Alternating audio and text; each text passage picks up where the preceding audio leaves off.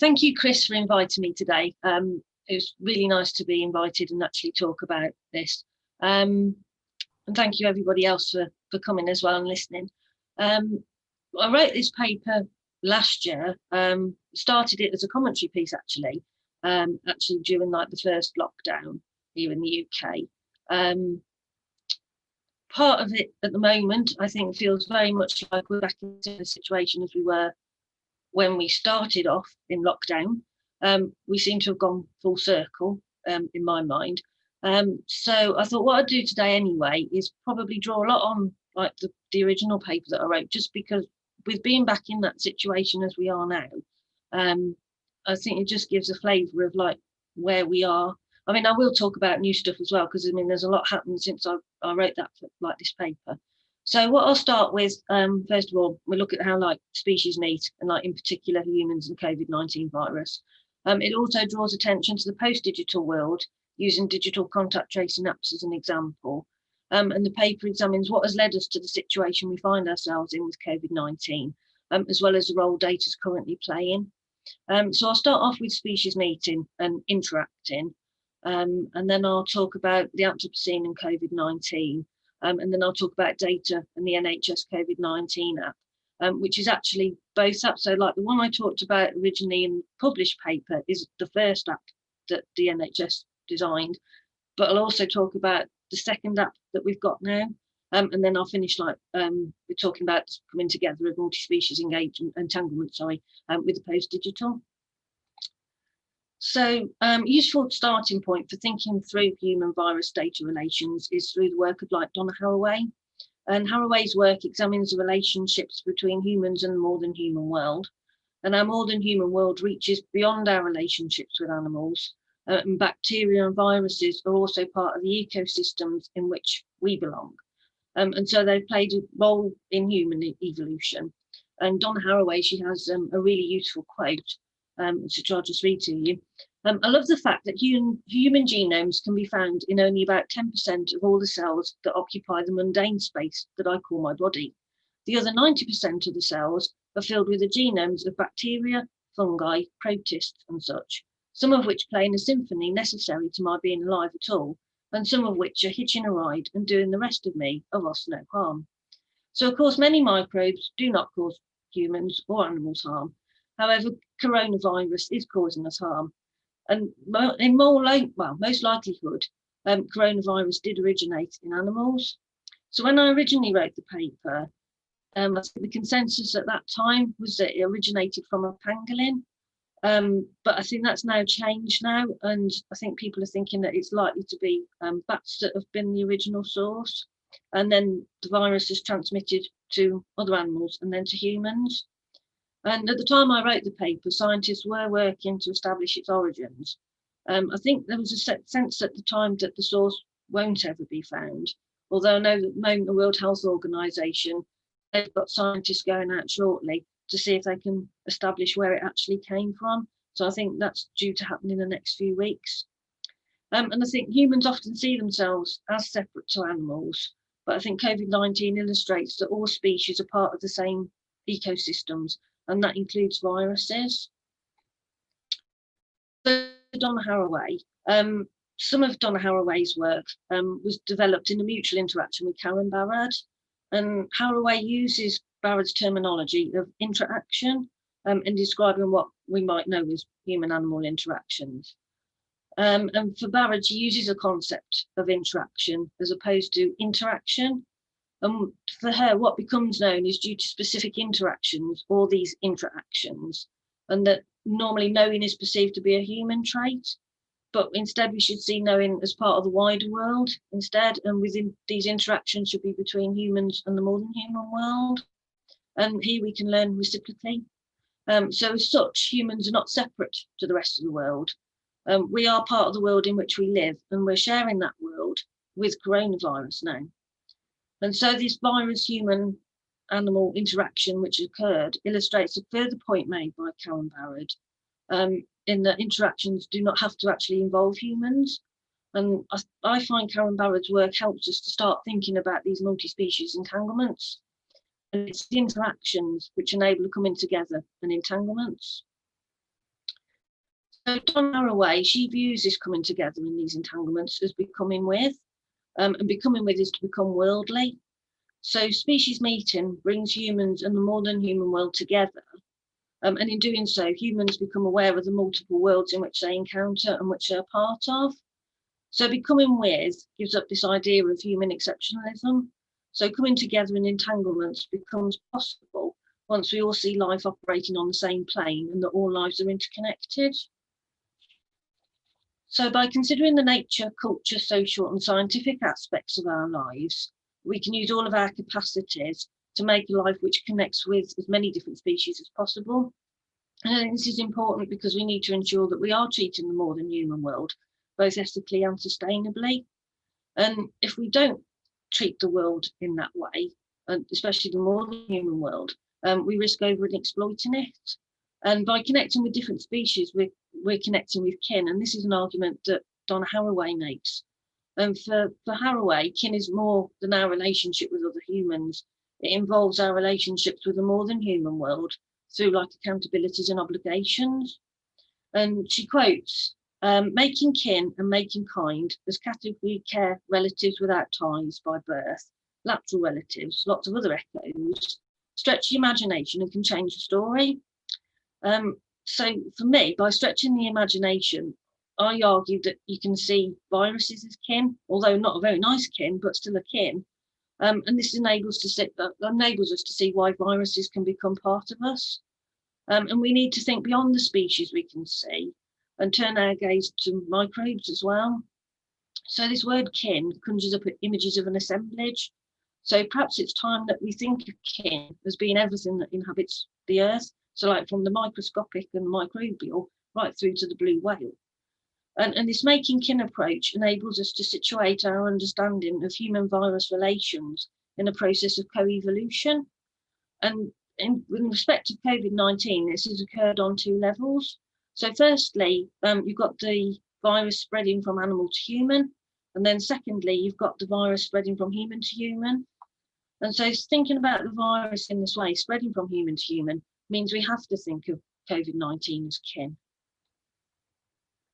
So I just want to talk about the Anthropocene and COVID-19. And so the era that we now live in has been termed the Anthropocene. And this terminology of the Anthropocene, it suggests that the Earth has now left its natural geological epoch, which is called, like the interglacial state called the Holocene. And the Anthropocene is illustrated by the alteration of the global carbon cycle, escalating loss of biodiversity, and worldwide fragmentation of forests, for example. And so like this human disconnection from the world is troubling and concerning.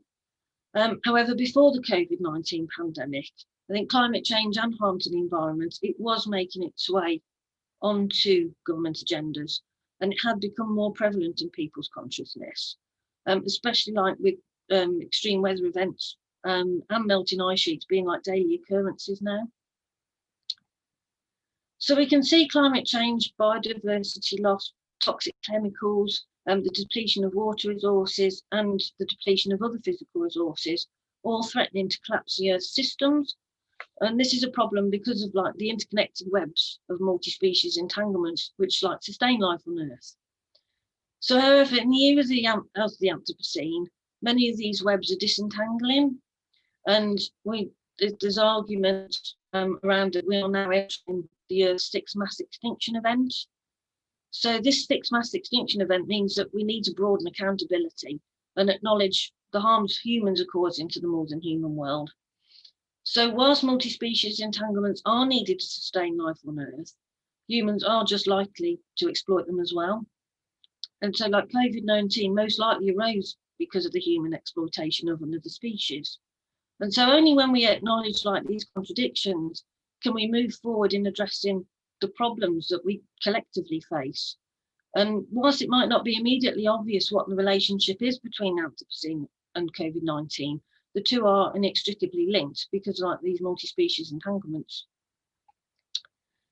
So when considering the relationship between the Anthropocene and COVID-19, it is necessary to think of the multi-species entanglements which are present on Earth. And we also need to think about the presence of like zoonotic diseases. And I think part of the problem in the resurgence of zoonotic and vector-borne diseases is in part due to humanity encroaching ever more on wildlife habitats. So, for example, you've got in the Amazon, you've got the rainforest being stripped of vegetation, either to make way for livestock production, or in some cases like palm oil plantations or soya plantations. And so the more contact that humans have with wild animals, the greater risk of a zoonotic disease being transferred to humans. And in recent times, we've had SARS, avian influenza, MERS and Ebola, and they've all emerged from animals. And I think the argument to make here is that animals are now seen as incubators, reservoirs and spreaders of disease and a risk to humanity. However, this isn't a new problem. Like COVID-19 isn't a new problem here. Since the 1990s, scientists have been investigating diseases jumping from animals to humans. And I think in one way this has led to animals being framed as enemies of humanity, as opposed to victims who have had their land encroached upon by humans. So the spaces that animals occupy are often called natural or wild. And in the Anthropocene, these spaces need to be thought of as an uncertain, dynamic and changing. So when you've got changing and uncertain spaces, you can also have the breaking of boundaries. And when animal diseases break these boundaries and spill over into humans, you find that public concerns about risk are heightened. And here governments have to focus instead on resolving disease outbreaks as a public health issue. However, we shouldn't be surprised as these spillover events happening, as well animal welfare organisations have been attempting to bring the issues of disease transmission and the threat to human health to the fore for a number of years. And I think whilst coronavirus did spill over from animals into humans, this time it's not about animals spreading the disease like rats did with the plague. Now it's transferred to humans. This time it's like humans spreading the virus themselves. And here we can't no longer think of COVID-19 as being separate to us. And it's part of our lives for the foreseeable future. COVID-19 is very much in plain sight because we humans are the carriers of the virus now. So in past disease outbreaks, when they occurred, if we had animals being the carrier of a particular disease, you had animals being cold. For example, there was an outbreak of bird flu and the strain was H5N1 in Hong Kong in 1997. And you had the entire poultry population of 1.5 million birds being destroyed within 3 days. And that was to prevent further human exposure when it was found that there was bird to human transmission. And only just since November of this year, we've had bird flu, avian influenza here in this country. And since that time, we've had 16 outbreaks, including the H5N1 strain. There's less likely to be a problem here in the UK because DEFRA, the government organisation, they're quite quick to deal with outbreaks. They've occurred in poultry farms and the wild bird population. Certainly with the poultry farms, they go in and call the birds straight away. So there is less risk of anything happening here in this country. I think that's just something important to note that, well, that one, it depends on how responsive governments are. So those types of interactions make us see why Don Holloway's argument about making kin is so important. So firstly, you've got the spillover event and the transmission of COVID from animal to human. Because of this, the virus has become part of our lived experiences. And the other part of that is we need to consider the use of animals in laboratory testing. And I talked about animal testing in the published article. And I think perhaps it's even more important to think about it now, given where we are with the rollout of the COVID-19 vaccination. And animal testing is problematic if we consider animals as kin, because it poses a contradiction. And if we treat animals as kin, then we shouldn't be exploiting them. And Rosie Braidotti, she makes a point, and she argues, and I quote, defined as a species that monopolise the right to access the bodies of all living entities, humans create this contradiction. And so accessing the bodies of animals in laboratory testing is done to serve human interests by keeping humans healthy or alive. And I think this perspective sees human lives as more important and valuable than animal lives. And here you've got the argument for testing on laboratory animals to ensure like new vaccines and drugs are safe before human clinical trials. And certainly in the search for like the COVID-19 vaccine, we've had a range of animals used. We've had mice, monkeys, rats, hamsters, ducks, pigs, chickens, cats, dogs, and ferrets. And they've all been used as like test subjects. And Kate Peggs argues that the experimentation can be conducted on animals because of human primacy identity politics. And this type of politics encourages and maintains the human assumption of superiority over the more than human world. And it's this human superiority which enables animals to be regarded as a resource to be exploited. And as a resource, an animal can be described as an object, which is subjected to an experiment as opposed to being an actor in an experiment. And as an object, animals have no interest or legal rights, unlike a human actor. And Rowlands argues that, and a quote from his book, animals involved are likely to suffer considerably during the experiment and will also certainly be killed after the experiment. And I think that's something that we have to bear in mind when we think about the COVID-19 jab. So contesting and disputing the effectiveness of animal testing isn't straightforward. And if the legitimacy of animal testing is challenged, then opponents often face the criticism of being anti-science and opposing advances in science. And here COVID-19 leaves us in like a conundrum. And COVID-19 as a human health problem emerged because of human exploitation of animals. But to solve the problem through animal testing means further exploitation of animals. So it's really contradictory. And so the propositions we have available to us now here is not to conduct animal testing and instead proceed with like herd immunity. You've got an option to conduct in vitro human clinical trials, or we consider like the ethics of animal testing. And the answer isn't straightforward because of this contradiction. And one way I was trying to think it through was to use Rosie Braidotti's statement, "We who are not one and the same, but are in this convergence together." And by doing so, it enables to think through our relationship with animals through morals and values. And I think morals and values force us to consider whether we inflict pain and suffering on laboratory animals to save human suffering, or how we treat them when we are conducting these experiments. But I still don't have an answer for this because I still haven't worked it out in my mind how you would get around it. And I think this is part of the problem with COVID-19 is there's so many contradictions of trying to work things through. It's very jumbled and very messy, and you can't always work out where you should go. So returning to the discussion about the Anthropocene, we who are not one and the same, but are in this convergence together, means both humans and the more than human world, including animals, are vulnerable from the effects of the Anthropocene. And here it's useful to turn to Haraway's discussion on staying with the trouble. And the idea seems particularly pertinent at present. So I'll just read her quote. In urgent times, many of us attempted to address trouble in terms of making an imagined future safe, or stopping something from happening that looms in the future, or clearing away the present and the past in order to make futures for coming generations. Staying with the trouble does not require a relationship to times called the future.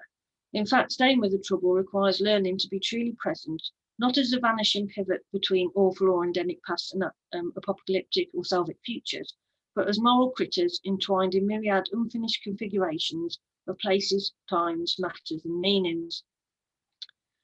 So staying with the trouble is a way of taking moral responsibility.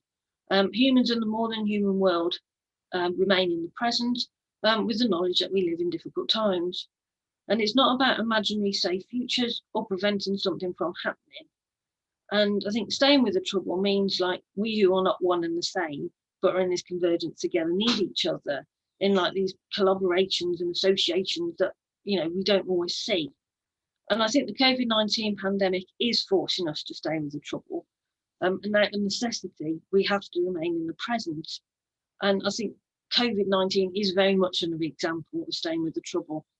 At present, humans and COVID-19 are entangled, and staying with the trouble is the only approach that we can take, to untangle these interwoven lives. And I think by staying with the trouble, we are acting responsibly, or as Haraway would describe it, we are enacting responsibility. And I think now more than ever, we need to enact this responsibility. I think we need to stay with the trouble and work out our way forwards in resolving how to deal with the COVID-19 pandemic. And I think when I wrote the paper originally, we were in the position of having no vaccine and we got no drugs that could help alleviate symptoms. And the only option available to countries was a national lockdown. And we've come full circle, even now that we've got a vaccine and, we're injecting it into people and we've got drugs that can help people if they are taken ill. We're still in the sense where we are in a lockdown situation. And like Professor Chris Whitty at one of the news conferences, he talked about the possibility of restrictions during the next winter period. So I think here we've still got this great uncertainty with what will happen with COVID-19. And I think whatever happens with COVID-19, our lives will probably never be the same again. And I think the Anthropocene is an important consideration in our argument because of our thinking and our neglect of the entanglement that we have with other species. So far in the 21st century, we've seen SARS, avian influenza, MERS and Ebola outbreaks, and COVID-19 is just the latest of these. And the more we go on and continue, if we stay as we have been, the more chances there will be of other disease outbreaks and possible pandemics.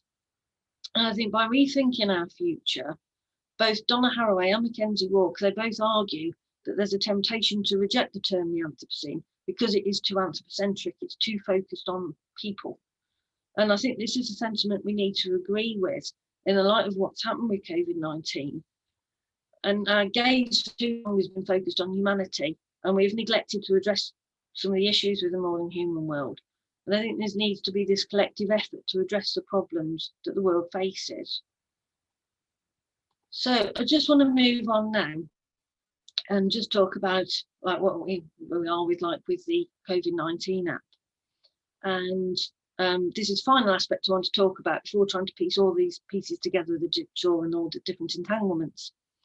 And so at the time of the writing my original article, we were in the process of trialing the very first NHS COVID-19 app. And the table here, and hopefully you can all see it okay, is from that particular time period, which was in May 2020. And before just looking at the COVID-19, NHS COVID-19 app in detail, just want to discuss some of the other apps that are available and being used throughout the world. And at the time, which was 26th of May, there's 45 countries using apps or were intending to use apps. And so this table compares the different ones. They're all very different. And Privacy International, they actually investigated COVID-19 health apps from several different countries. They found that the Norwegian health app stored data for 30 days on a centralized server. The Colombian app requested personal data and asked questions about ethnicity and participation at protests. The Argentinian app, self-diagnosis of COVID-19, that required people to provide their national identification. It needed email, it needed phone numbers. And then the Polish app, which was a home quarantine app, that needed reference photographs, phone numbers, and regular check-ins. And the Polish home quarantine app, that used photographs to verify people using facial recognition software and location data to ensure that people weren't violating quarantine orders. And Amnesty International, they investigated Qatar's contact tracing app.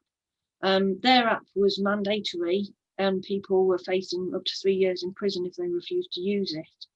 And their investigation revealed security concerns which could have allowed cyber attackers to identify people's information, including names, national identification numbers, location data, and health status. So there's some real big problems with some of these apps. I know it was reported on the news about South Korea, and they were talking about how Britain could have learnt from Korea about South Korea about how they were carrying out their test and trace. The one thing to say about that is that theirs was mandatory, and they were using credit card data. So, for example, if you were somebody that went into a coffee shop and you tested positive, they were able to identify those people who were also located in that coffee shop who attended at the same time, mainly through credit card data rather than the actual app itself. So there's some real potential problems with some of these apps. So as more people use contact tracing apps, large amounts of personal data are being collected, used and shared.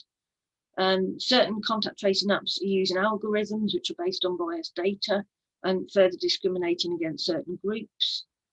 And I think Amnesty International, their concern is that contact tracing apps may endure beyond the pandemic, and they might form the basis of surveillance in a post-pandemic world. So there's lots of problems. In order to look at problems in greater detail, we'll start talking about like the UK's NHS COVID-19 app. And like I said at the beginning, what's really confusing here is that the original app, which is the one I wrote about in the paper, and the new one, which is now available, they're both called the NHS COVID-19 app. So at the time I wrote the paper, the original app was being trialled on the Isle of Wight. If that trial had been successful, then obviously the app would have been rolled out nationwide. And I think part of the problem with the original app was it was only recognised in 4% of Apple phones and 75% of Android mobiles. So there were also concerns about privacy and the centralised model. And under this centralised model, information about who people came into contact would have been shared in an anonymised form with a health service, enabling the tracking of both the spread of COVID-19. And because of these problems, the original app was scrapped on the 18th of June 2020. And I think part of this reason for this centrally designed app, and I think the push for the NHS to develop their own, for my mind, it was because of the situation which arose with the Royal Free London NHS Foundation Trust and Google DeepMind. And there was like a big data breach there. So the Streams app was developed by Google DeepMind to help with the diagnosis of acute kidney injuries.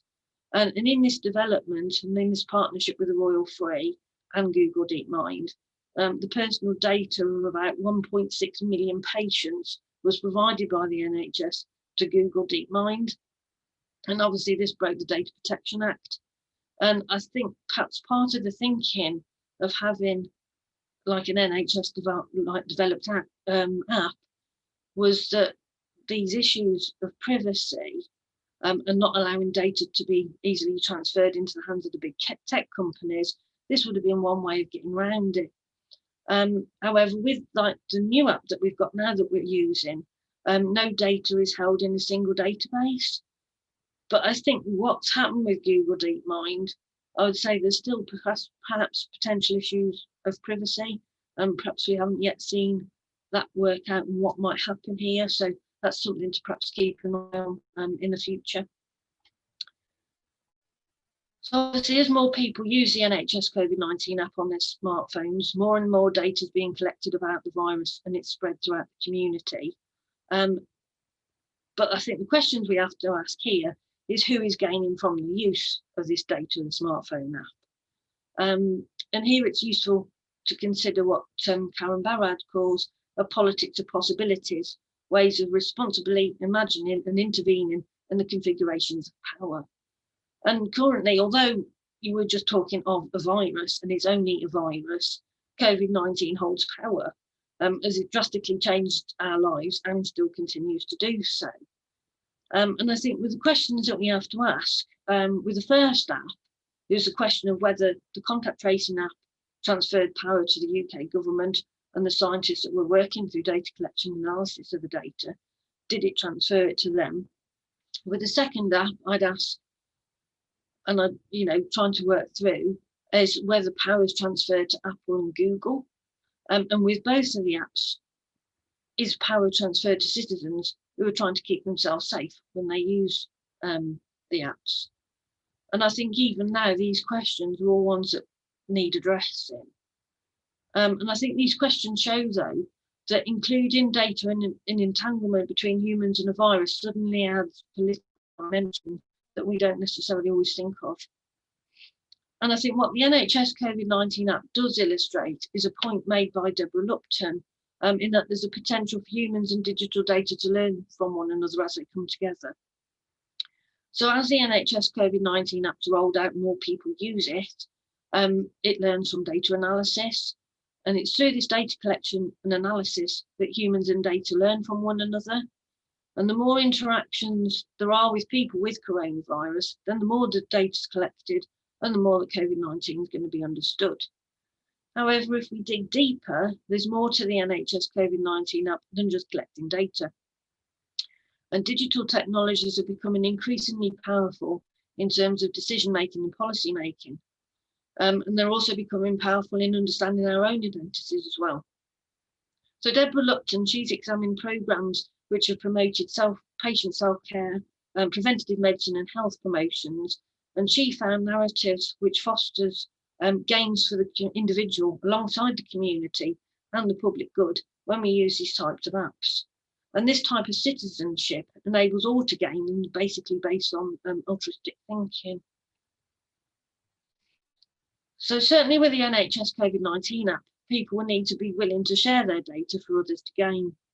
And there was a narrative which came from the UK government during the development of the first app, which promoted the contact tracing app in order for others to gain.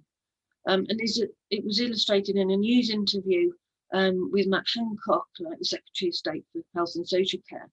And he said, the public have a duty to install the contact tracing app on their smartphones. If you download the app, you are doing your duty and you're helping save lives.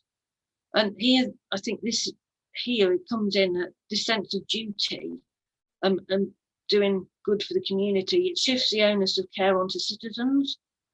And Deborah Lupton's argued about this shifting of responsibilities between doctors and patients, and argues that the digitally engaged patient becomes responsible for managing their own health when the responsibility of care is transferred from the clinician.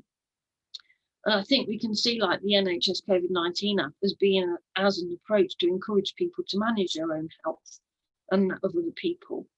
And the onus almost shifts from the UK government tracking the spread of COVID-19, and instead it relies on the data that's being collected by citizens through their use of the COVID-19 app.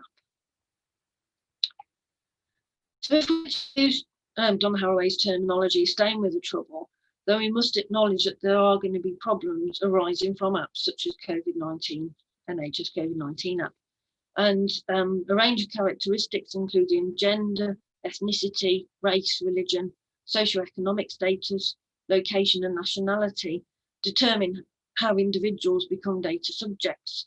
And these same characteristics can work to introduce and reinforce existing inequalities and discriminate and exclude certain groups. For example, an individual who is from the majority ethnic group is less likely to be targeted for surveillance by law enforcement, so preventative surveillance, and social services, which is protective surveillance, than an individual who belongs to a minority ethnic group. And problems have already been noted with how data, algorithms, artificial intelligence and machine learning can work to marginalise and discriminate against those in already marginalised groups. Virginia Eubanks has written about this in her book, Automating Equality. So contact tracing apps have the potential to increase the magnitude and the scale of issues which occur from problematic assumptions. And I think we need to recognise that not everyone has access to smartphones. However, this lack of access, it does raise questions about the app and who it will protect. And those who are vulnerable in society are likely to be the most disadvantaged, as there's still this digital divide in the UK. And here, Deborah Lupton, and I quote, the internet not knowing enough rather than knowing too much becomes a data harm. So the elderly, the vulnerable, and those living in poverty are most at risk from COVID-19. But these are the people least likely to have access to a smartphone.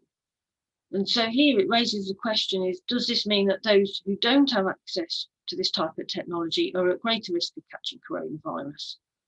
And I think what's also important to recognise is that policy decisions in the future may well be based on the data collected now. And governments are increasingly using digital data to make policy decisions. And for those social groups that don't interact with digital technologies, this lack of available data may likely lead and work to deepen the socioeconomic disadvantages. And this is because these groups aren't incorporated into data profiling activities. So if policy decisions are made going forward based on data collected from like this NHS COVID-19 app, then we face discriminating and marginalising those who are at greatest risk from contracting the virus. And this is especially pertinent if digital data is going to be relied upon for like resource and funding allocations. And just whilst talking about these like social economic disadvantages, I just want to say something about the low income self-isolation payments. So when the first, like the second app was brought in, it was around about this time that these low income self-isolation payments were also brought in. And so anyone who's on a low income who is instructed to self-isolate is entitled to claim £500 from their local authority. And up until like the 10th of December, it was only possible to claim this payment if you've been contacted from someone in person from NHS Test and Trace. So if you were using the app and you had a notification that you needed to isolate, you were unable to do so. You were unable to claim this payment. And this was due to the claims being made that the use of the app was voluntary, so no payment was due. And I think at this particular point in time, we could have had a lot of vulnerable people having to decide, you know, what they were going to do and having to make difficult choices about isolating. However, obviously since then, this has now changed and app users can now claim if the NHS COVID-19 app tells them that they need to self-isolate. So another issue relating to social justice with the contact tracing apps is that they act as a form of surveillance or data surveillance. And the NHS COVID-19 app will be generating information about those using the app, such as when a person comes into contact with someone with COVID-19, as well as when a person records having the symptoms of the virus. And in this situation, in order for the app to function properly, this data surveillance is a requirement. So whilst data surveillance can be a problem with data security and privacy, there's the other problem relating to social justice. And once again, those social groups like the elderly, the very poor, the homeless, or those with disabilities that find it difficult to engage with these digital technologies, they'll be less exposed to data surveillance. And because they're using less and less like digital devices and there being fewer interactions for them for data collections, this marginalises them and further disadvantages them. So here again, we've got disadvantages being created for individuals because they're not subjected to data surveillance. But there's another problem with data and also relates to public trust. And like these digital contact tracing apps are only effective if citizens trust them. And concerns about tracking movements through surveillance is significant for some communities here in the UK, specifically after incidents such as the London Metropolitan Police Service's trial of facial recognition and also their use of the gang's violence matrix. And if communities lack trust in digital contact tracing apps, then they may suffer disproportionately from the effects of COVID-19. You know, in a pandemic situation, everyone needs to be protected equally. And so for these communities, data surveillance is causing discrimination. And so it's a real difficult problem. And so you've got two sides to data surveillance. You've got the discrimination being caused by people not being exposed to data surveillance. And then you've got data valence being an issue for the communities, where it's causing discrimination. And I think because you've got it looking at it from two ways, it's a really problematic area, and I'm not really sure if it's one that can be addressed, because if you try and solve one problem, you're going to create another. And I don't really know how you get around that, and it's not something that I've managed to work out the answer to yet. So the final part I want to look at is like the coming together of like multi-species entanglements with the PostDigital. So what is the PostDigital? Well, Jandrick et al., they define it as the PostDigital is hard to define, messy, unpredictable, digital and analog, technological and non-technological, biological and informational. And I think in the post-digital world, COVID-19 is part of this messiness. It's biological because it's a virus affecting both animals and humans. It requires social and cultural responses in order to address the problems it creates.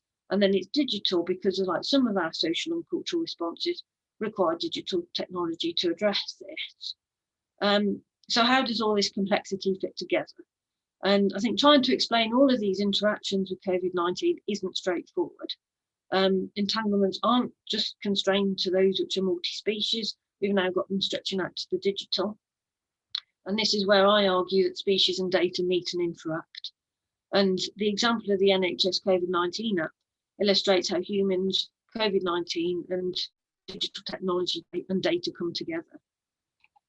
So my argument was that a useful concept to use in order to make any attempt of making sense of it, of the tangling, of the entanglements, is that of an assemblage.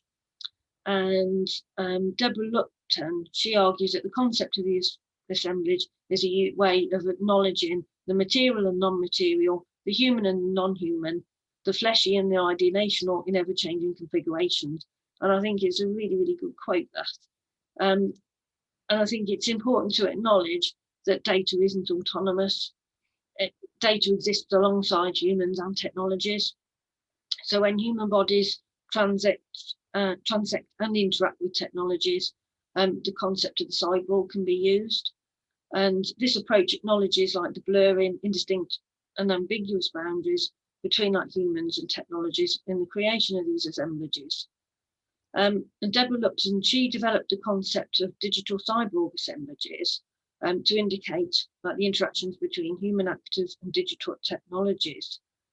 And I think while that was really, really effective for like how we interact with perhaps like health tracking apps, it didn't sort of get to the point where we were with like another species, like with COVID-19 and the virus. And I think it failed to acknowledge like the interactions like with the biological more than human world.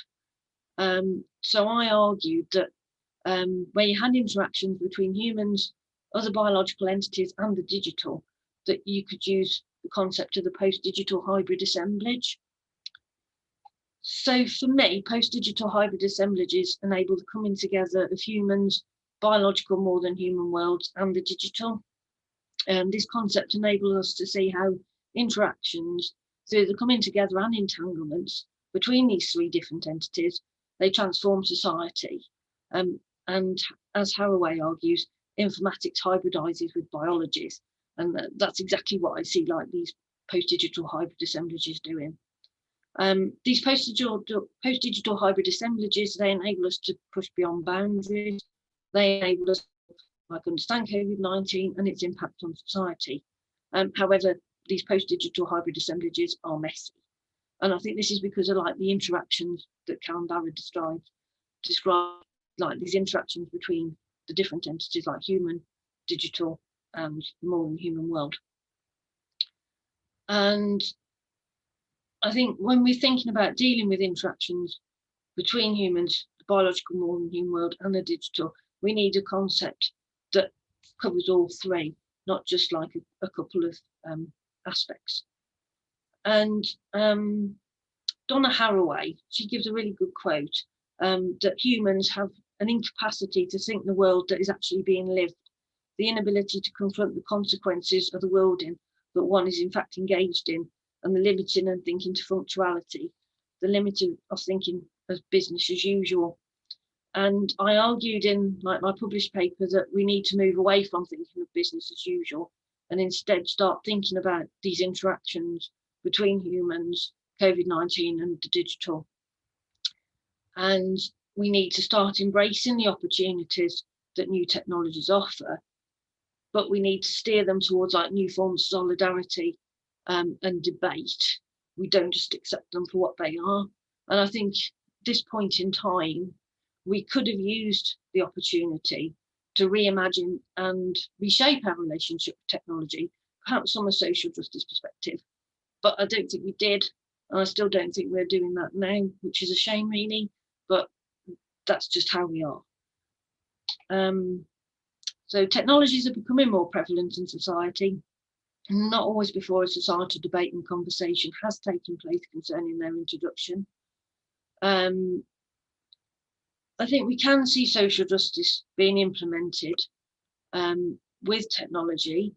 Equally, we can do it without the introduction of technology. In the case of NHS COVID19 App, we could have had an effective track and trace system. We could have had human contact tracers conducting all of the UK's COVID-19 tracing work if we'd have kept a lid on the virus. But as we know, that hasn't worked, and so far it seems to have failed. One other thing I do want to say is as well is just because technologies are available doesn't mean they're necessarily the best way of solving a problem. It's not always a silver bullet. I think what we need to do if we are introducing a technology, we need a societal conversation about how we implement social justice and also how we implement multi-species eco-justice as well. Mainly so that we can make sure that we've got this fair and just world for everybody, like humans and more than human world. And I think we need to open up the debate for society going forward. And I think that's where, like going forward, the post-digital hybrid assemblage could be used to ensure that we've got this social justice and multi-species justice being enacted. So I'll just come into the end of the talk now. Just to conclude, and I think contact tracing apps do provide citizens with a tool to assist public health officials during a global health crisis. However, we need to think that for some citizens, they have no choice. The use of these contact tracing apps are mandatory in certain countries. So it leaves a lot, what is happening with that data and who actually owns that data. And, I think we really need to think that, is it the government holding that? Is it the big tech companies that have it? I think that's what we really need to be questioning. And I think being ambivalent about technologies gives us a chance to establish how some groups in society may be stigmatised or disenfranchised from these contact tracing apps. And I think as a post-digital hybrid assemblage, these contact tracing apps, if we look at it from that point of view, we can see how humans can engage with other biological more than human entities. And I think whilst there is now a vaccine and we do have treatments for COVID-19, humans are still going to have to live alongside our more than human counterpart of COVID-19 for the foreseeable future. And I think we just need to learn to stay with the trouble and to not be afraid to say we don't know or we're not sure about something. And I think COVID-19 certainly made us aware of a lack of knowledge about dealing with this disease. It still does. I think, for example, with the new variants that keep appearing and how they keep mutating, scientists have to keep working on understanding what's happening, what this means for human health, whether the vaccine will be effective. I know there's concerns, if it would work with the South Africa variant. I think they're still testing on that at the moment. And it's something that scientists will have to continue working on to understand. And I think COVID-19 is unlikely to be the last pandemic we see. And I think learning from our multi-species entanglements with and alongside technologies will enable us to move forward perhaps in the future in a more robust manner. And the COVID-19 pandemic has affected everyone around the world, and the consequences are likely to affect humanity and the more than human world for a long period of time. And I think one thing's clear, our world is messy, and in order to understand it, we need to stay with the trouble we're currently facing. And I think the coming together of humans, COVID-19 and contact tracing apps we can see these as this post-digital hybrid assemblage. And I think at the moment, it's this post-digital hybrid assemblage is helping to keep humans safe as we're trying to live our lives with COVID-19. Obviously, whether it does remains to be seen. But I think going forwards in the future, we can always also take like the post-digital hybrid assemblage forwards and to contribute to discussions in the future about how we live our lives and who and what we're living our lives with. So, for example, on the slide, I've got a picture of a robotic milker. These are different ways of like going forward. I will be looking at and how something like this is another way of like how the post-digital hybrid assemblage is working. So yeah, thank you.